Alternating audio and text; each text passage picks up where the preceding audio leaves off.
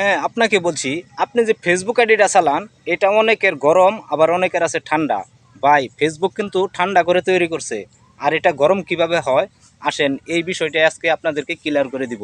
বন্ধুরা, আপনি যখন ভিডিওর মাধ্যমে এখানে কমিটি গাইডলাইন না মেনে যে ভিডিওগুলো আপলোড করেন, এই ভিডিওর জন্য আপনার ফেসবুকটা গরম হয়।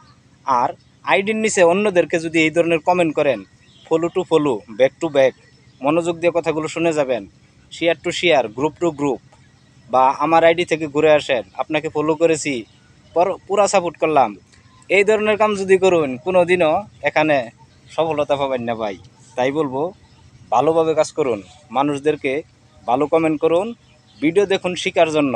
এই ভিডিও থেকে আপনি কিছু শিখতে পারবেন, সেই টপিকগুলো আপনাকে খুঁজে বের করতে হবে, তাহলে আপনি এখানে সফলতা পাবেন। এই ভিডিওর কথাগুলো যদি ভালো লাগে, লাইক কমেন্ট করে পাশে থাকবেন। ধন্যবাদ।